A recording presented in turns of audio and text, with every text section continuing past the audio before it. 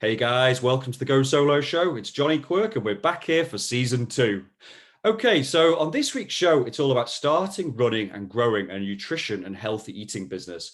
And today we have 3 amazing people who've successfully built a winning business with thriving communities, customers and great marketing presences. So a very warm Go Solo welcome today to Julie, the Vitality Fairy. Julie, great to have you here. Thank you, Jonny. Shauna, you're based in Canada. You run Hockey Snacks. Great to have you here. Thank you so much. Happy to be here. And Lena, you're that health junkie online. Great to have you here too. Thank you. It's great to be here. Okay, amazing. And it's a great combination of guests. I'm so excited to do this one today. So let's get on with the show. So for our regular listeners and viewers, we always kick off by trying to find a little bit more about each of the businesses that we have on the show. Like I said, it's nutrition and healthy eating today, but everybody comes from a really wide range of businesses in this kind of space. So let's kick off really just by asking what the name of your business is, what it is you do, what sets you apart from everybody else, and who your customers are. Julie, you look like you're ready to rock, so tell us more about your business. Yes. Right. Well, yes, I am known as the Vitality Fairy, and that's because I help people to get more vitality. And that is not just through what they eat. It's the way they live their life, how they sleep, the whole lifestyle, just anything that we can do to feel better, really. Brilliant. And the way I'm different is I don't preach. I don't tell people what they should or they shouldn't be doing, because there's so much of, the controversy and people are getting confused saying, oh, you should be eating this, you shouldn't be eating that. And for me, I help to empower people to get more in touch with their own intuition and know what is right for them, because it's not, you can want to change what you eat, which I did for years before I did. And it's something I say, it's like your soul, your higher self, or whatever, it just guides you to what you need at that time. And sometimes, people have got to be faced with certain illness or something usually wakes them up to think, oh, actually, yes, I need to change. Yeah. So everybody will be different. Not, one thing is right for another, as the saying goes, Jack Sprat could eat no fat, his wife could eat low lean. So it's just showing people that, we're all different and our needs at this moment, and things could change. So you're like a guide, really. You're providing information and resources and some kind of path. It's up to people to take their own journey in terms of what that means for them. Yeah. Amazing. And how about yourself, Lena? Tell us more about your business. Say, what is it you do and who are your customers as well? Yeah, so I'm a recipe developer and a content creator. I make healthy recipes more fun, or I try to, and delicious. And so it's like appeals to more people that might not be used to having healthy meals. Yeah.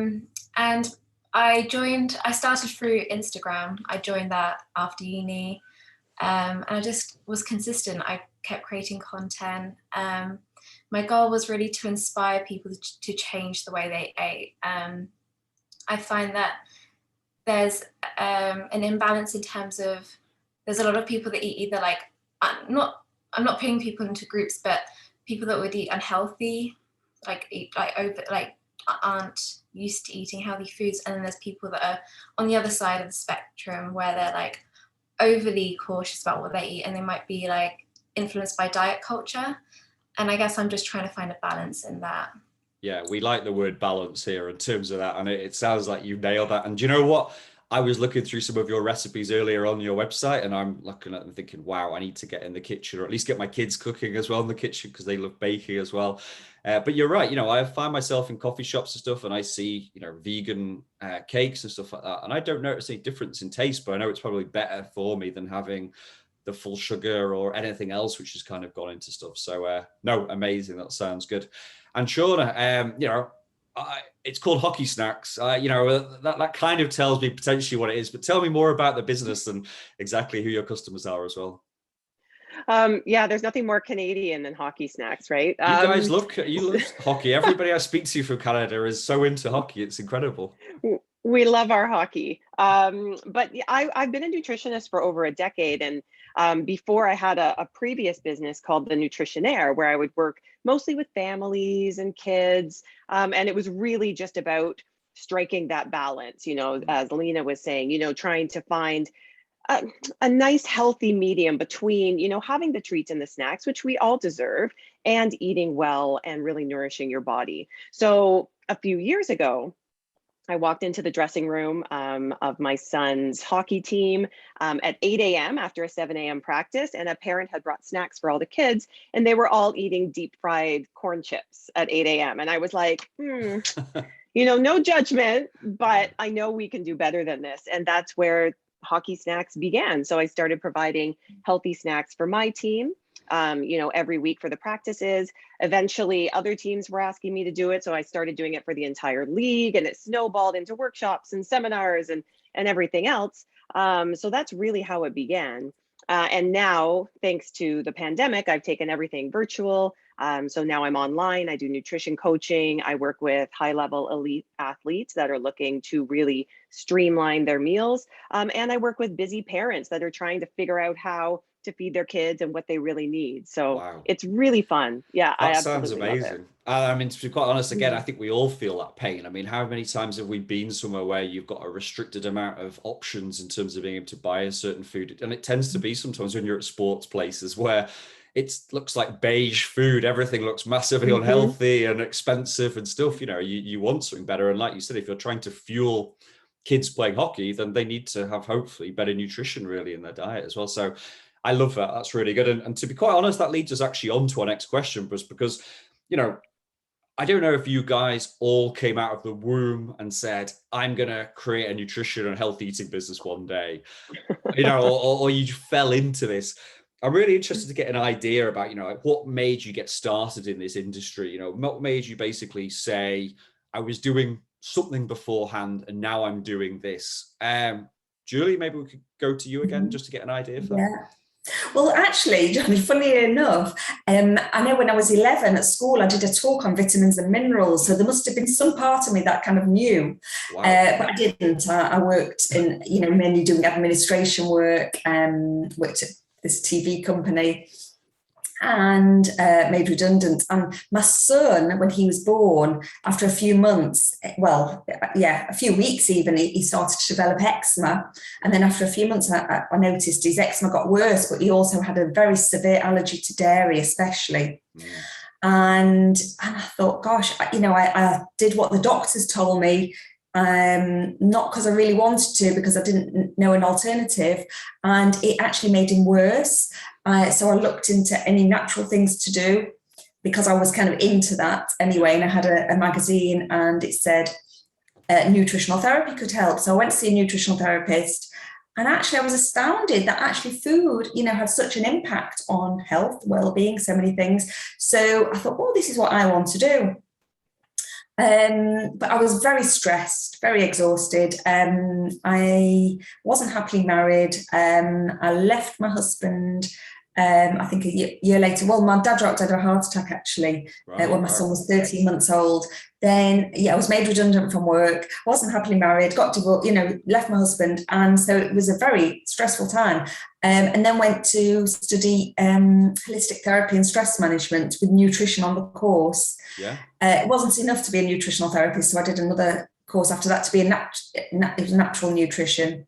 And then ever since, I've done so many things to do with kind of health, well-being, but more, as I said, I kind of more to do it around mindfulness, being present, and just getting that intuitive feel of, what is right for each person. So would you say, and I think that's all great, would you say then that it was actually a personal mission in terms of you wanted to feel healthy and nutrition, but also all of those mitigating factors made you go, it's time to do something completely different with more value or whatever in the world? Yeah, absolutely. Yeah. Yeah. We meet so many entrepreneurs on this show, and it literally has been almost like through their own need to do something that they've actually gone ahead and done it. And I think that's the perfect balance. We talk about product market fit in terms of you've got to know there's a need or a cause, or you're doing something a bit deeper with the world. Lena, yourself, you said that you started your Instagram, which has got a really amazing following already, straight out of uni. Was this something that you were always into? Is this did it start as a side hustle project? I'm interested to know kind of like what motivates you really to do it. Yeah, so while I was at uni, I started to, when you go to uni, you have the freedom to eat what you want. I just kind of had a lot of bad foods. I don't want to say bad foods, just like loads of junk food. Yeah, and I just didn't have much balance. And then I kind of would try and eat healthy, and then I had that kind of cycle of binging and then trying to restrict. It was just like a very unhealthy relationship with food. Until I actually found an Instagram account where I was kind of inspired because I saw that healthy food did look good. She made healthy food look good. And I was like, oh my goodness, like I can make that. So I started doing that for myself and just cooking like that for myself. And I've always enjoyed cooking. So I just made it more creative. I made it more fun. And then, I just found it really enjoyable. And I kind of wanted to share my own recipes after that. And that's how it. And this is it. And you're on that journey now. I think you've got I'm pretty sure you've got a cookbook out, or you've got one coming out soon. I think when we chatted last time. Coming out. Yeah, it's a healthy dessert cookbook. I've always loved baking, so I took that whole like healthy cooking into the baking as well. Yeah. Well, please tell me you're going to be hawking this around. I want to see you on Saturday Kitchen or something saying I have a cookbook coming out. Or so that's one of my buckets. I'll never write a cookbook ever, But I think it's one of those things. Like, I have a book coming out, but I'm really excited by that. Yeah, I do feel really fancy when I say it. But, No, it sounds good. Just make sure I get a signed copy, please, as well. So you've got it. That sounds good. And how about yourself, Charlotte? Because you've just obviously said there was a real reason for doing it, but what were you doing beforehand? You've told us why you're doing it and who you're serving, but were you in corporate finance? Were you in I'm interested to know what your background was that just made you go, right, this is now my destiny. Yeah, so I went to university for theater. Right. My parents were so proud. And I graduated, and I have an absolute love for all things theater. And I was working with Blue Man Group for a while. And then I got really stressed because theater pay can be not so great. So I was working with Blue Man Group during the day, and then I was working a restaurant job at night to make ends meet. And eventually I was like, you know what? I need to do something else. So I started working for a media company, corporate, downtown, in my own little cubicle. And every time I had a second to myself, I found myself online looking up recipes, looking up healthy recipes. I would go home and tweak them and cook for my roommate. And I absolutely loved food. And I had one of those light bulb moments where I was like, why am I not doing this as a job? Because I love it. And I looked into different schools offering studies to be a nutritionist. And then I went back to school. So it was fantastic. And I told my story about why, I switched to hockey snacks. I really saw a gap in the market there, but it was so freeing to be able to really find something that I truly enjoy doing day in, day out. Yeah. And I think from speaking to all of you, now, obviously, you've got a deeper motivation for what you do. It seems like you're building a business out of it, or you've grown a business out of it, I should say, and that's amazing. But also there's some deeper meaning. I guess there is extra value in terms of you're almost building communities, I probably would say, from the people you're touching their life. Do you find that you've got regular customers coming back all the time? Do you find that, you're able to take them on a journey? I'm just know that. Oh, yeah. Well, I'll start. Definitely, I find when it comes to parents wanting to help their kids, and parents who have kids in sports, their schedules are nuts. And I have 3 kids of my own. And so I know the schedules can be crazy. All 3 of my kids are in competitive sports, and feeding them can be very challenging, knowing what to feed them and when. So when parents find me, they can really relate to not only my lifestyle and my story, but how I can truly help them and make it really easy. So I love the community that I've built, because we all support each other, because we all get it. You know, we're all in the same boat. Yeah, of course. And I imagine, Julia, you know, you take people on an individual journey, but do you do anything in group sessions or ways? Like, do you feel for yourself? You know, tell me more. I do, yes. I mean, I've been doing this for over 20 years. Yeah. So, and I love networking. I love meeting people. So the people I've met over the years, I have a newsletter that goes out, or one of them that goes out once a month with healthy tips. So I'm constantly, you know, showing people, you know, ways, whether it's, you know, it's food and nutrition, or it's, you know, ways that can kind of just get healthier generally and live a healthier life. And then, you know, if I'm running like online classes, which obviously in lockdown, you know, I tended to do a lot more online. Yeah. But I was doing a lot of corporate wellness, so in companies.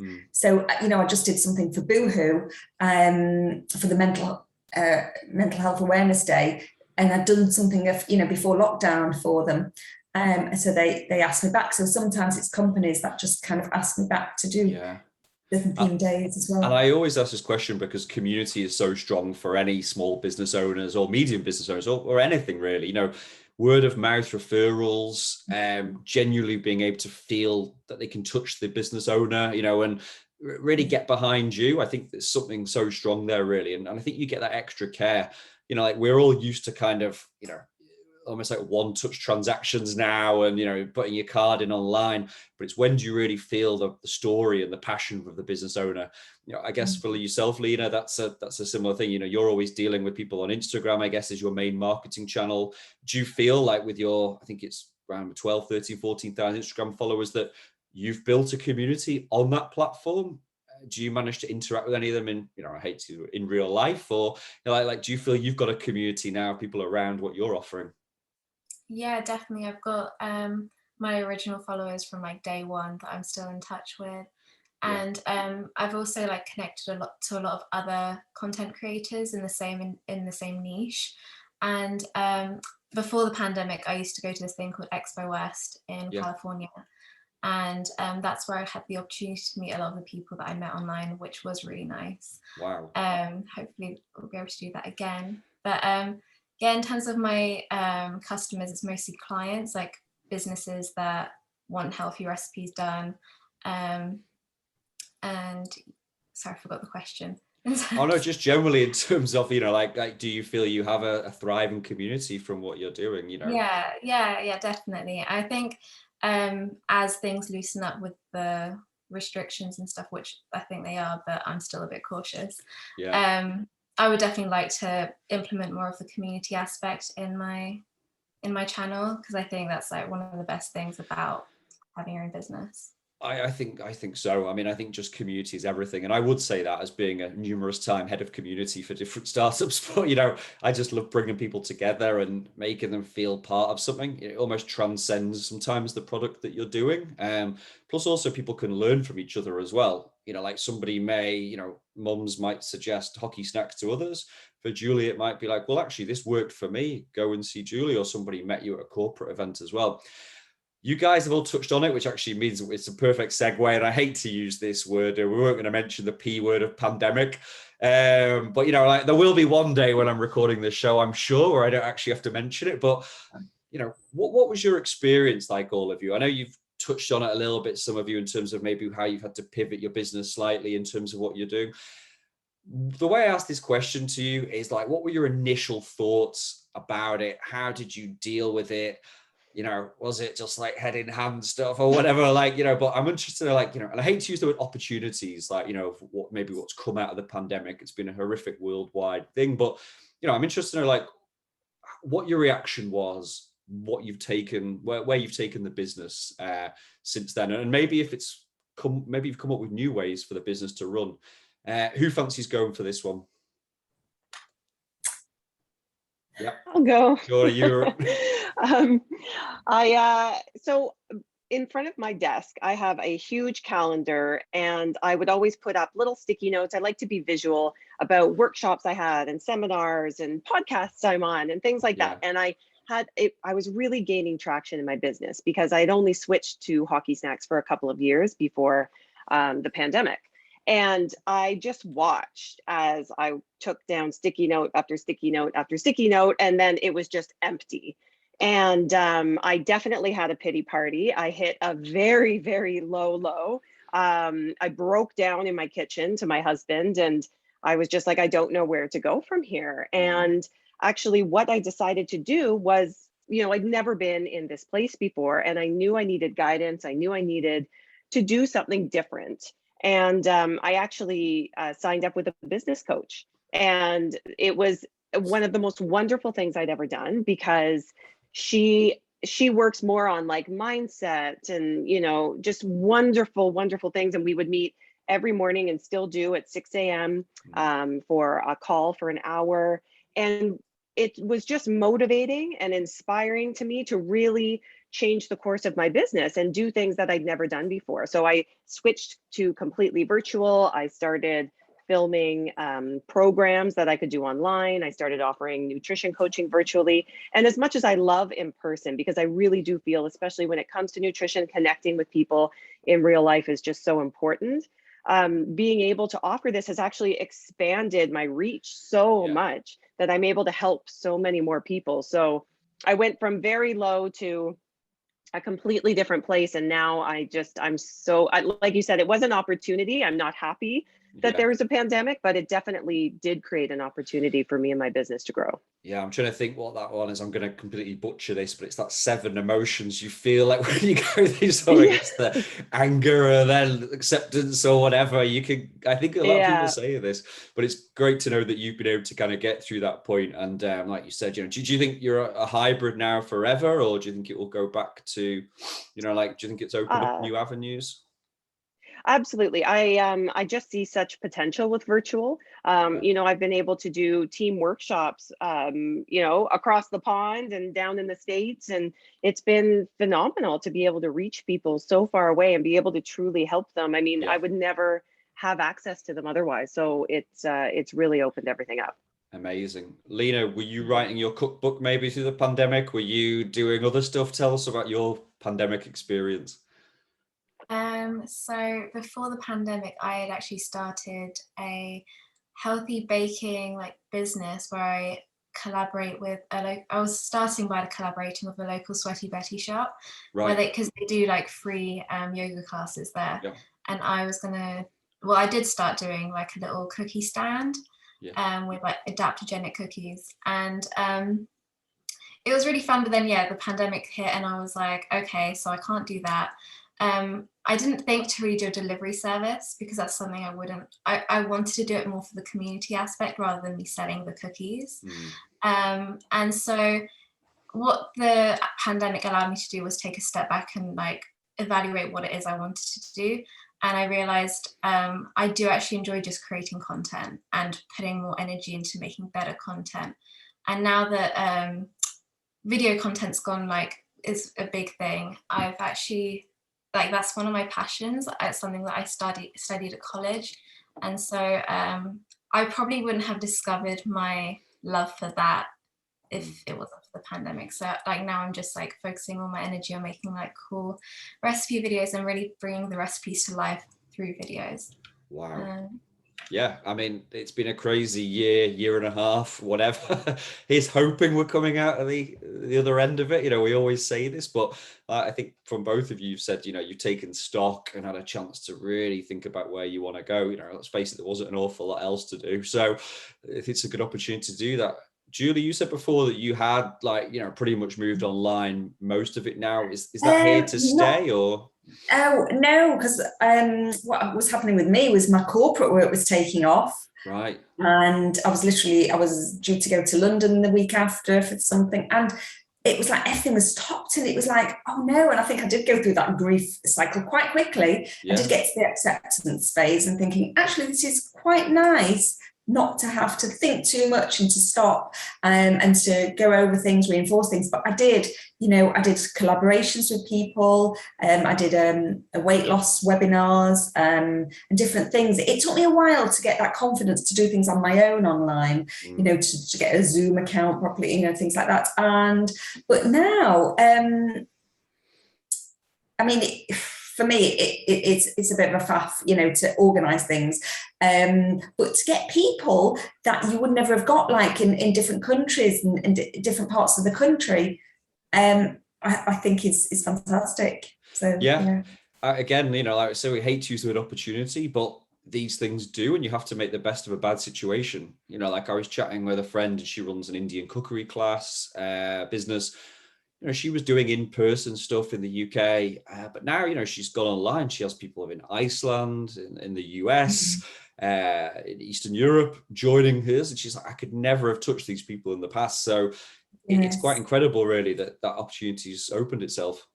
Yeah, the only thing for me, I think at one point I was running health eating workshops, and when you've got people to come and see and taste the things, and also in my corporate wellness, people taste snacks and things and different things, alternatives, and they can't do that. That's the most frustrating thing. Well, that's a technology which I hope they will build one day. Don't get me wrong. What do they have in the 60s? Was it smell-o-vision or something? I'm hoping that in the future we'll have this. It might be a few years off, do you mean? And don't get me wrong, I love meeting people in real life. I think the online element's great. I think it's moved technology on a bit. People are actually being creative and accepting of that, and it cuts both ways with customers accepting that as well. But I think don't get me wrong, I love going to real life events as well. So I'm hoping the world moves in a hybrid model that we really appreciate the real life more. But if you do just want to do something quick, or you just want to have tap in or whatever, then online works for that as well. Cool. Final question before we get on to some of your business and marketing and growth tips. So I always ask this question of all our guests, and I always am interested about your own work-life balance. Like, what's it actually like running a business in I guess the health space? We've had Pilates instructors and yoga instructors, and I go, wow, you must be super chilled out. And they go, no, I do 50 classes a week or something or whatever. So I'm just interested, what's it actually really like running your business? Do you feel you have good work-life balance? And what do you do to deal with stress or obviously get better that way? Feel free to grab it, son. I'll go then. Well, I really do live an authentic kind of life in the fact of, I will put my own health first, because I think if I can't do that, then I can't help anybody else. Yeah. Tell everyone is to get out, and that's when you start making your melatonin. That's what I talk about in the sleep workshops, and just look after yourself, eat obviously healthy food, do some exercise, go to bed early. I do my best to keep off anything electronic in the evening. There's only the odd time when you're thinking, oh my god, I've got to get something done, and it might run later than you think, but apart from that, I do my very best to have that time. Sometimes not so easy, but yeah, I do try. Yeah, I like that you said you just put yourself forward as well. And I think what's interesting that is, like I've started switching off my phone some evenings about 6-7 o'clock. And you know what? I feel like I dream a lot better. And I think it's probably because I read this book recently, and it was all about kind of like trying to just take these, rest periods in life, but we're being bombarded from 7 a.m. till midnight through stuff. But actually, since I did that, and I'm not consuming all this rubbish, to be quite honest, like a junk food diet of information, I feel like it's got more space. My brain's got more space to process the stuff. It's not just right up into the day. Fabulous. Don't get me wrong, it doesn't happen every night, but I'm trying to ease it in a couple of days a week, which is good. Right. How about your own, guys? Like, what's your own theory in terms of work-life balance? Does it exist? Does being a busy mum with 3 kids, rushing around to hockey clubs and stuff, is that an oxymoron, work-life balance? Tell me more, Shauna. I think I am figuring it out. I didn't always have a balance in my life. I definitely was stressed and, you know, would be rushing from one place to another, but I've structured my business the way I want it to be. So, you know, I try my best not to work when my family needs me, and I like to be present.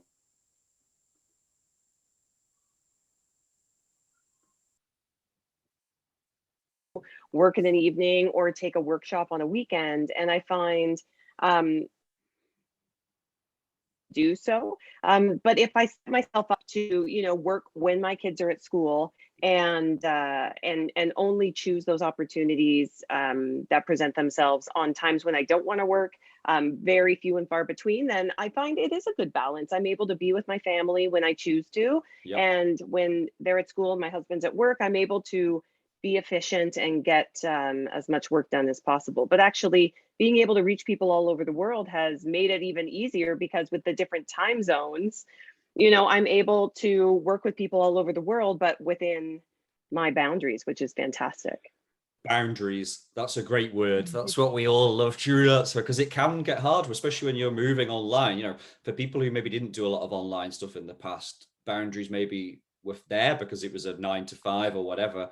But actually now the world is on our doorstep 24/7. Like you said, you have to build those in. Lena, similar situation, or are you super chilled all the time? Are you just like that, or are you literally just like, how am I keeping it together? Tell me us about your business and about work-life balance when that comes in. So for me, I go through, I struggle with this. I go through phases. So like if I have a busy phase of like where I'm trying to grow or I'm trying to meet deadlines, I I do implement certain things to make sure that I stay sane. For example, going outside, make sure I'm outside for like an hour a day, walks, exercise, healthy eating, blah, blah, blah. But what really helps me is being present with family and friends, having some time with them. But that's something that I struggle with at the moment. Like I just, it's hard sometimes to know what you need to prioritize in that moment of time, because sometimes you do need to focus on the work at hand and you want to deliver, and sometimes you go through, like you said, that growth phase where you do need to put more energy into that in order for you to have that time later on to relax and be chill. Of course. No, I think it's a work in progress. I mean, we can all talk about theory. I think we're all very good at identifying what's good for us, but whether we can actually do that stuff is another thing. You know, we all know blue light isn't great at night. Yet we probably have got our TV on or our laptop or whatever, or our phone, you know, within reach all the time. So I think it's a process, isn't it? And trying to give yourself boundaries and working our way through it. And this is a great opportunity for us to lead through just now into our next section, which is really just about kind of like, you know, some tips to other entrepreneurs about maybe how they would go about starting or even growing a business. So we're Subkit and Go Solo here. We're very, very passionate about helping people validate ideas before they launch. You know, whether that's a whole new business or whether that's a new product or whether that's a new idea. You know, we all have great ideas, but it's the people who follow them through who are successful in life. It's the people who launch new things. So my kind of question to you is like, what have you done when you've launched a new product, and what gave you the confidence to launch it? Did you plan loads of stuff and then get ready, or did you just stick it out to your community and followers? I'm just interested, like, what gives you the kind of confidence to launch something new?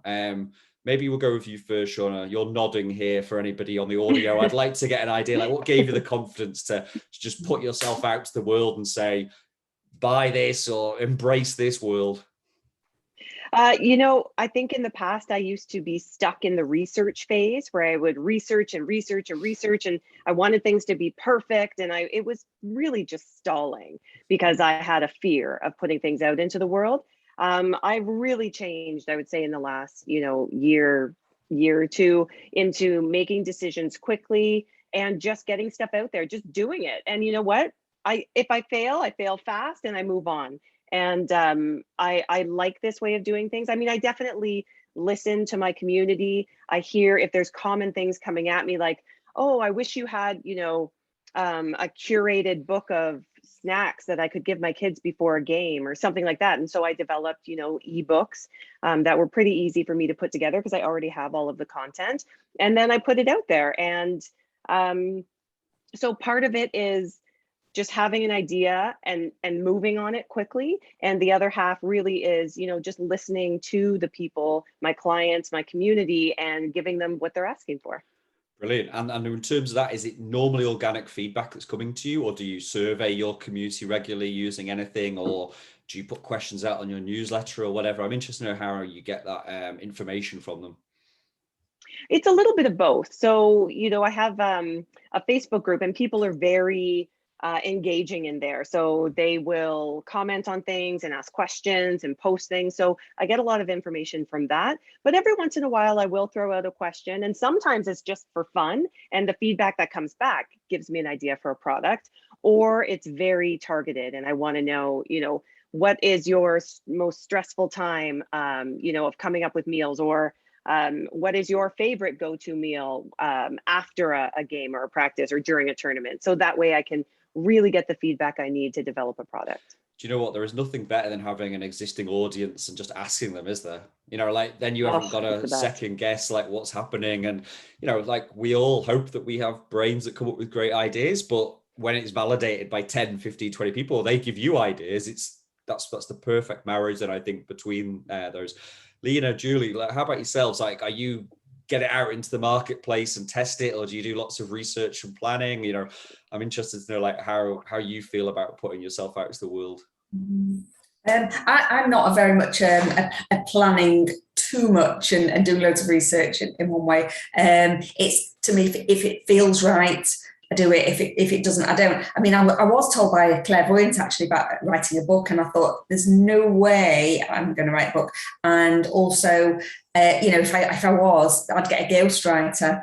And I think it was about 6 years ago. Yes, I actually wrote my book. And it wasn't easy. Signed copy, please, over here as well. I want, and if there's a Hockey Stacks book out as well, please send me one as well. So. I need to order some more actually, but and I just kind of got it out to people. People kept saying to me, "Oh, you must write a book. You must write a book." And I mean, they're all like asking me to write a recipe book, but it has got recipes in it. But oh gosh, yeah, I don't know. I think it's one of those things that if somebody, well, I might talk about this after, but it's having a team to do lots of different things would be beneficial, but.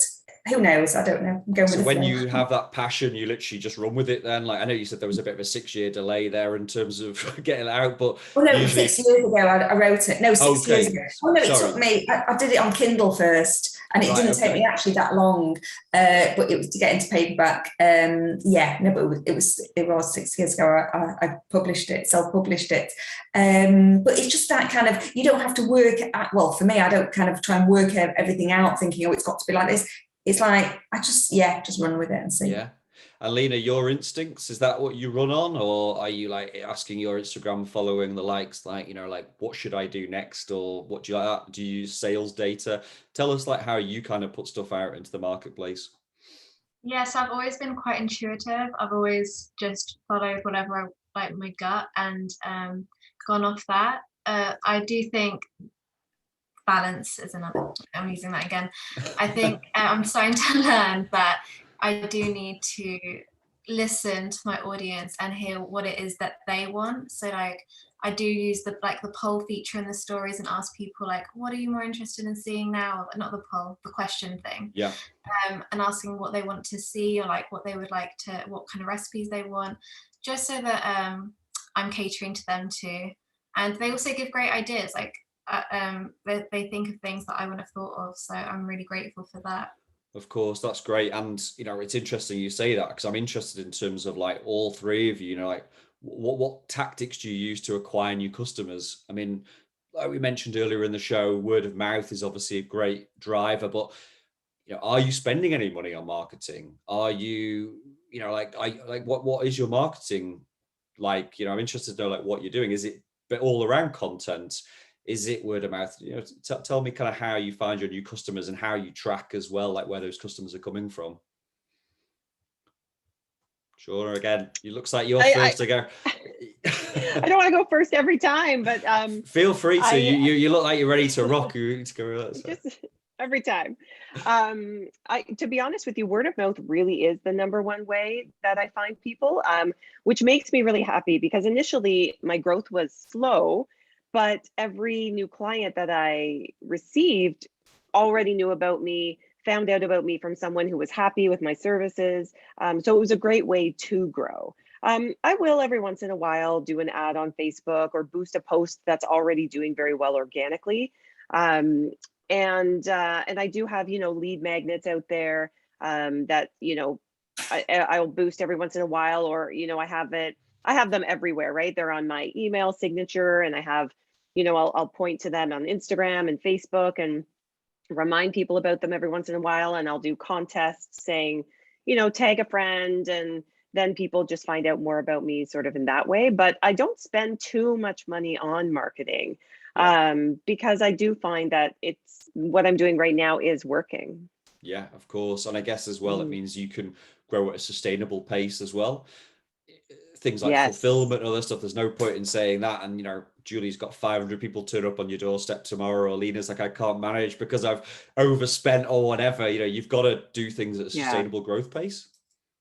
Absolutely. I think incremental growth is very important. I mean, quantum leaps are phenomenal. If all of a sudden, I have this massive following of people that want to book with me, fantastic. Waiting lists aren't bad, but I do like the sustainable growth so that I can grow with my clients. Yeah, I guess from your point of view as well, Julie, like obviously I know you do individual stuff, but from corporate, word of mouth must be great. Do you put yourself out to other corporate clients, or after 20 years of being in this industry and having your business, do you find that it's just, I've seen some of the great brands and companies you've worked with on the website. Is it that almost your portfolio then acts as your sales magnet to get new customers? Yeah, I suppose so. But again, it's through networking. I mean, they do say, you've got to get to know, like, and trust someone before you'll do business with them. So, people get to know me and maybe, say, oh, try them, or they're from a certain company. My newsletters, things like that. And then people are, I've been to before, they like what I've done. So, so for me, marketing, I don't really spend anything on marketing, because again, I wouldn't want working for yourself. It's different if it's a big company of lots of people. I don't want to be too inundated, because I do look after my health. Yeah, and I think, to be quite honest, you're right. I think if it works for you, then perfect. And also, you mentioned email. Email, it seems to be standing the test of time forever. The email marketing, because if you have a great email marketing list, people can unsubscribe like that. It's super simple for them. So as long as you're providing them with valuable content, you're building a relationship, and it cuts through the noise as well of social media. Like, put it this way, if you're on Instagram or Facebook or whatever, that's great. And obviously, clearly it works for all of us in some capacity, but you're still having to share someone's brain with 100 other brands, and people are being fed when they're scrolling through. So I think email, at least if they get an email from you and it's valuable, it cuts through, you get your message, you can build that trust over time. I still haven't seen anything that's really killed it yet in terms of being able to directly deliver your message into their inbox each day. So if you can stay out of spam filters, then that's the kind of goal. Lena, I take it probably Instagram is because you've obviously put a lot of time into growing it. Would you say that's your only marketing channel, or are you doing anything else? I know you said you had some brand partnerships. You were starting to do some stuff with Sweaty Betty. So Instagram is my primary source of getting clients, but I am focusing more of my attention on TikTok now. Wow. It's so much. I started really knuckling down on actually putting content out there in the summer, and I managed to grow up to 10k followers now since the summer. So I think it's a great opportunity, not just for me. I think Julie and Shauna, and even you, Jonny, if you wanted to grow an audience, I actually recommend it, because it's so much, I don't want to say easier, but I think because there's less content creators on there than there are people consuming content, it is a great opportunity. So I'm using that. Sorry. I know. I mean, to be honest, I need to get into TikTok. I've missed this boat really in terms of, or maybe I haven't missed the boat yet, but it's pulling out of the harbour. So I think maybe in terms of this, Lena, you know, maybe you can sell this into us for another one in terms of giving us your TikTok, you know, tips in the future, really, because, you know, I know so many people who've gone there and be able to build an audience as an extra kind of avenue as well. So you think those two primary channels, though, Instagram and TikTok, are what wins for you? Yeah, definitely. Because for someone like, I'm quite a creative person, and I think I'm not very good at like verbal communication when it comes to marketing and stuff. So I think making content and showing people the kind of food I like to make and like trying to make it engaging in that way is the best way. And TikTok obviously is a video app. Yeah. So I mean, at the end of the day as well, you know, like what we're all in here. Well, I'm not, but obviously you guys are, you know, it's all very visual and visible. And we know these kind of platforms work because, you know, like if you have really amazing, healthy food, it looks so vibrant and alive, and hopefully it triggers something in your brain that just goes, do you know what? This is going to do me good. I'm going to follow this account or whatever as well. So we're just moving through a couple of quick questions as well I've got for you guys. So for anybody listening, in terms of entrepreneurs who are either thinking about starting a business or growing a business, I'm just interested who you're, you know, like what resources you consume, who people you follow, like who inspires you in the world of life and business to do what you do. Are there anybody you'd recommend, whether that's books you've read that have helped you with your business, podcasts you listen to, audio books? And it doesn't have to even be an entrepreneur. You know, you don't have to name check Elon Musk just to fit in. You know, if there's something you listen to that just really keeps it all together, just to know, do you consume any resources, you know, in terms of, you know, growing your business, or again, is it quite intuitive? For me, it really is intuitive. I have a few books that I read that are like business development. There's one called U Squared that's like very, very short. And it's just inspirational and motivational, and just sort of sets you on the right path, by Price Pritchett. And I just like it because it's nice and easy for me to like flip through a few pages before I go to bed, or in the morning, set my intention for the day. But for the most part, you know, I follow online, you know, accounts like Lena's, or accounts like Julie's, where I can go on and just sort of absorb information and think, oh, wow, that's a great idea. Maybe I'll do a post, you know, something about this. Like if Julie's talking about fiber, I'm like, ooh, maybe I can talk about how fiber can help athletes, or fiber is important for kids and families. So I get inspiration really from everywhere, and I collect cookbooks. So I want both your books as well. And you know, I have a huge bookcase just full of them, and I'll just pull one out, flip through it. Like, to me, it's more fun than reading, you know, a book or a magazine, just flipping through a cookbook for inspiration. So for me, it's just, I kind of get it from everywhere. Amazing. That sounds good. Lena, how about yourself? Like, is there anywhere that really inspires you to, you know, to grow your business?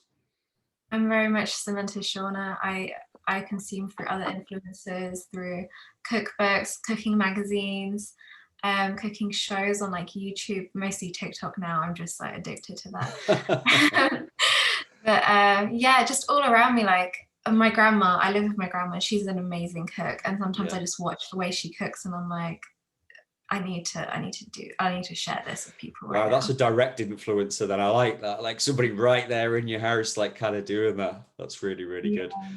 You're nodding a lot, Julie, as well. Are you from the same school of thought here?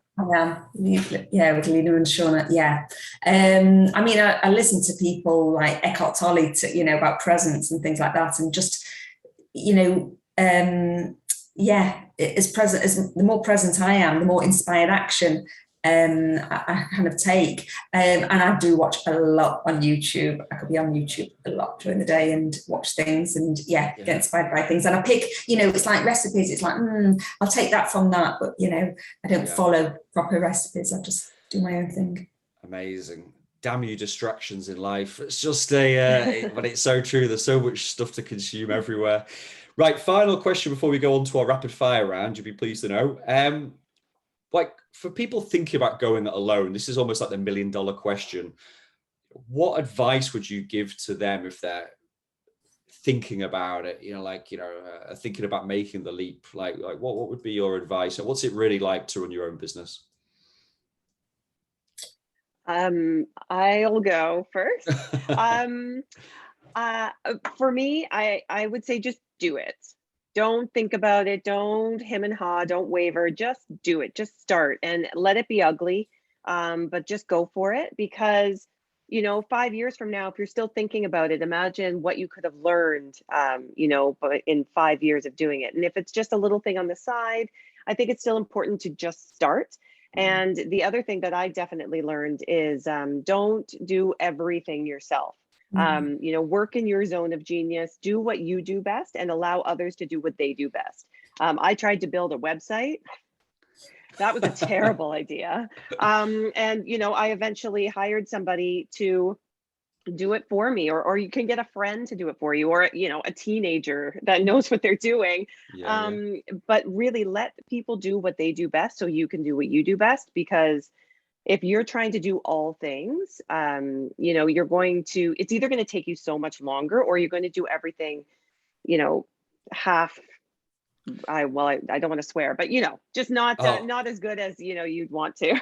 We've heard worse on the show, I can guarantee. So it's just you wait till our trucker episode in a few weeks. You mean no, there is no trucker entrepreneur one, but so it's that's great advice. And like you said, delegation I think is the key. I mean, you obviously have to know about balancing with budgets, and also you can't remove yourself from stuff so much that you're almost having to peer in and go, what the hell's happening? But I definitely get what you're saying, and I've tried building a website myself using WordPress and just went, do you know what? I think it's probably best just to let somebody else do it, it's there for a few £100 as well. Lena, how about yourself? Like, I know you said before, maybe you're in a good stress, bad stress some days, like, in terms of what it's like, what advice would you give to somebody who's maybe wanted to follow their dreams? I would say self-awareness, knowing your strengths and weaknesses, so then you can delegate, similar to what Shauna said. And also consistency. So like, just keep going, keep doing what you're doing. And then, I mean, there comes a point where you can see if something's not working. But I think in the beginning stages, it's important to just keep doing the same thing. And the traction you'll see if it's like working or not, and then you can go from there. But I think just staying consistent, and also like being vigilant of what is working and what's not working, so then you can pivot. Yeah, no, that's all great advice. I think that's self-awareness. And there's there's a book I was recommended the other day by Seth Godin called The Dip, and it was kind of about like when's the time to give up. And giving up is sometimes seen as a bad thing, but giving up doesn't mean literally just going like, right, I've had enough now. It's kind of working when to pivot, when to close down an idea and come up with a new idea and this stuff. So 100% get what you're saying there. And Julia, yourself to advice, like, obviously 20 years is a massive achievement, like to obviously be running your business here and obviously living the lifestyle you want to live. But what advice you give to people who are maybe thinking about doing it? Well, again, I would agree with Lena and Shauna, what they've said. But again, it's one of those, if you feel passionate about it, you do it. And as the saying goes, if in doubt, do nout. Because sometimes it's not the right time, or sometimes, maybe, see if you can do something part-time and then go into the other thing part-time. But for me, I didn't really have much budget at all. I did a lot of bartering, exchange work, people to do my website, my accounts, things like that. And that really helped. Amazing. Brilliant. Well, here comes the rapid fire round, and it doesn't have to be one word answers unless it is a one word answer question. But feel free to let us know what you think. So let's start with you, Julie, on this one. So I bumped into you in 3 years' time. Hopefully I'll bump into you before that. But like if it was, where would you like your business to be then? Like what would you maybe have liked to have achieved in another 3 years' time? Well, what I would love and what I dream of all the time is to have like a kind of a hub. I mean, I would love one day to have a community living environment where you had, your own space to live, whether it's on your own, a partner, family. And then there was like a hub to, someone cooking healthy food so you could eat with people.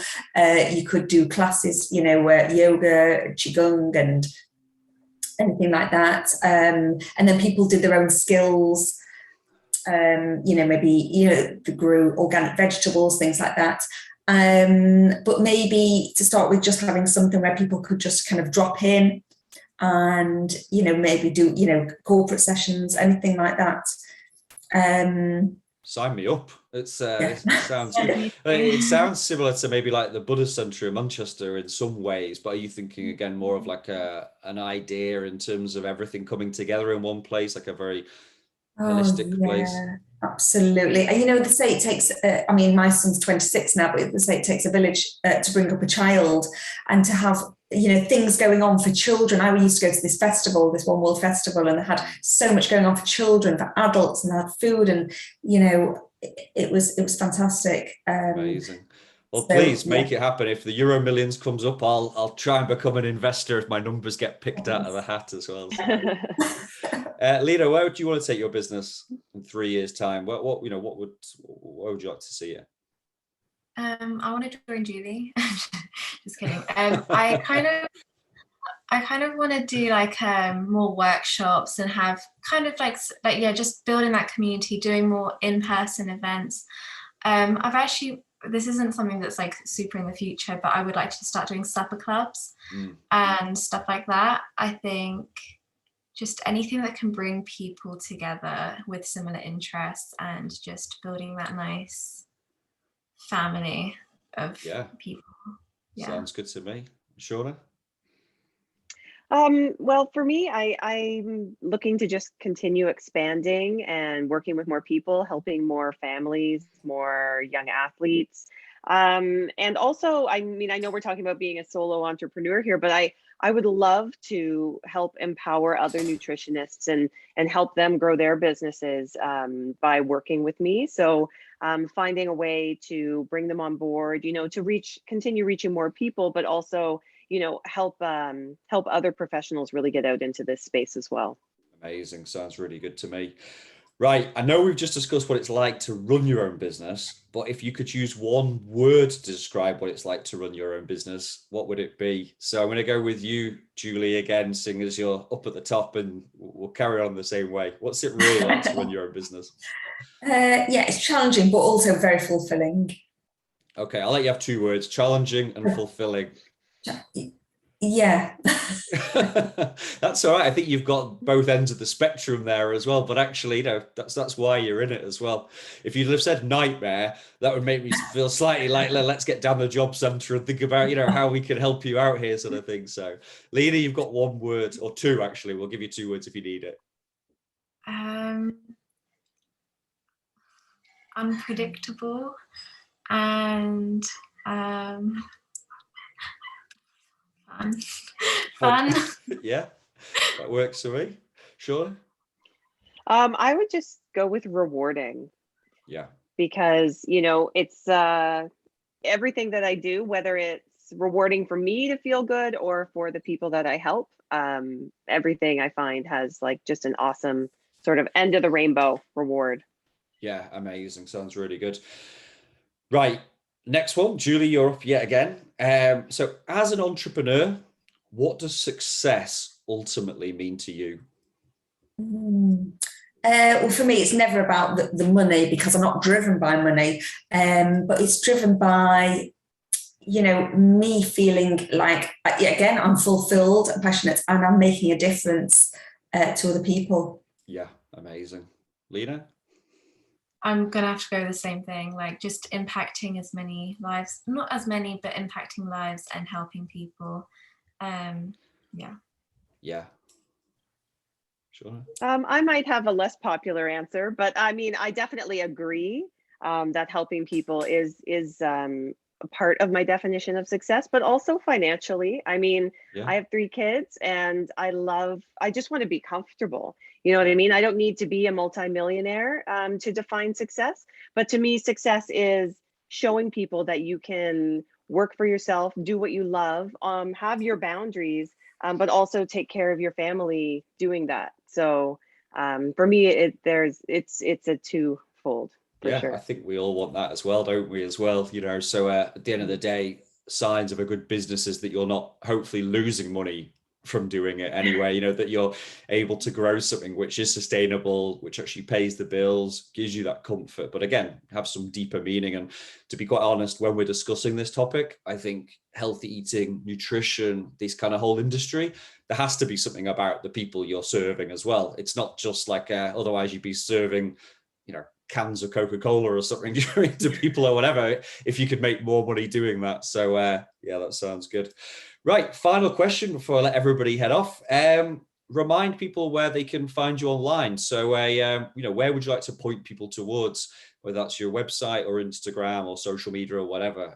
Julie, like where can people find you online? My website, it's just the normal W, is juliesilver.co.uk, or they can search Vitality Fairy, Julie Silver, nutrition, anything like that, or well-being. And yeah, on Instagram, Vitality Fairy or Julie Silver. And I'm on all the social media things, but if they go on my website, yeah, they can find things out from there and sign up for a newsletter if they want and read my blogs. Brilliant. Lovely plug there as well. I love it. Get those plugs in, people. Lena, how about yourself? Where do you want to point people towards? That Health Junkie. I go by That Health Junkie as well on Instagram and TikTok. Yeah. I have a website as well, but I need to update it. Yeah. That's fine. We can get there one day if we get onto the social first. And how about yourself, Shauna? As well, you know, my website is hockeysnacks.com. And you can search Hockey Snacks on YouTube and Facebook, and on Instagram, it's hockey_snacks. Okay, amazing. Well, this is the part of the show where I just say thanks to you all for coming on. It's been a really enjoyable chat for the last hour. I hope you've enjoyed it. We've had a great chance to get to know you as a person, but also as your business as well. So thanks very much, and good luck. Until next time, keep winning. Thanks, everybody. Take care. Thank you. Great to be here. Thank you, Jonny.